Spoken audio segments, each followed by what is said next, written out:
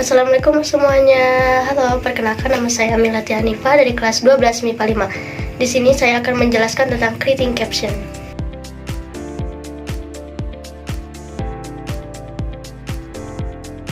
Yang pertama ada definition.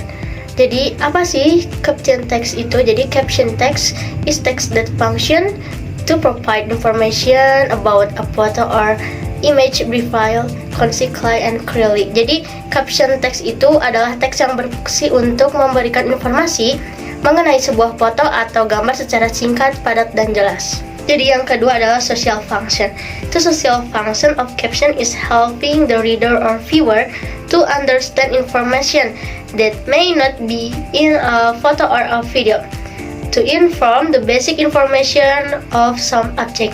Jadi fungsi sosial dari teks ini adalah untuk membantu pembaca atau pemirsa memahami informasi yang mungkin tidak ada dalam foto atau video. Yang ketiga yaitu generic structure. Yang pertama ada title. The main part of a caption text is the title. It will be nice if the title will the reader's curiosity, so that they read the rest of the caption. Jadi title itu merupakan bagian utama dari caption text. Langkah baiknya jika title bisa membangun rasa penasaran pembaca sehingga mereka membaca isi caption seterusnya. Title juga bisa disebut sebagai judul. Yang kedua yaitu lead. Lead is a content that informs about things in the image. The content of the lead must be written specifically so that readers can be interested. Jadi, lead itu merupakan sebuah isi yang menginformasikan tentang hal-hal yang ada di gambar. Jadi, isi lead itu harus ditulis dengan spesifik sehingga pembaca pun bisa tertarik. Dan yang ketiga yaitu terakhir adalah section heading. This section is shorter in content. The purpose of the section heading is to provide information on each available image. Jadi, bagian ini lebih pendek isi tulisannya. Tujuan section heading ini adalah untuk memberikan keterangan pada setiap gambar yang tersedia. Yang selanjutnya adalah kebahasaan. Yang pertama adalah exclamation atau seruan. Dapat diartikan sebagai kalimat seru yang digunakan untuk mengungkapkan suatu perasaan yang kuat, seperti sedih, marah, malu, dan sebagainya. Exclamation ini biasanya diakhiri dengan tanda seru. Dalam bahasa Inggris, beberapa di antaranya menggunakan bentuk what dan how. Yang kedua yaitu question atau pertanyaan. Yang ketiga adalah adjective phrase, frase kata sifat. Yang keempat adalah prepositional phrase atau frase preposisi, biasanya digunakan untuk waktu dan tempat. Ada beberapa contoh frase preposisi antara lain at the bus stop, under the tree, dan lain sebagainya.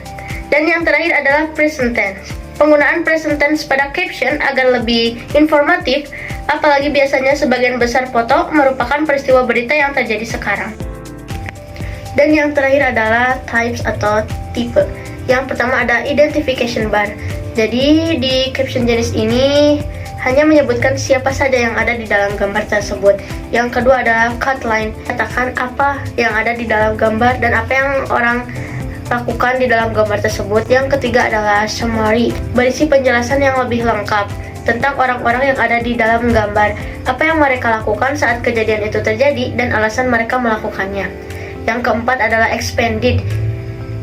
Bentuk teks ini lebih lengkap daripada ringkasan dan teks jenis lainnya.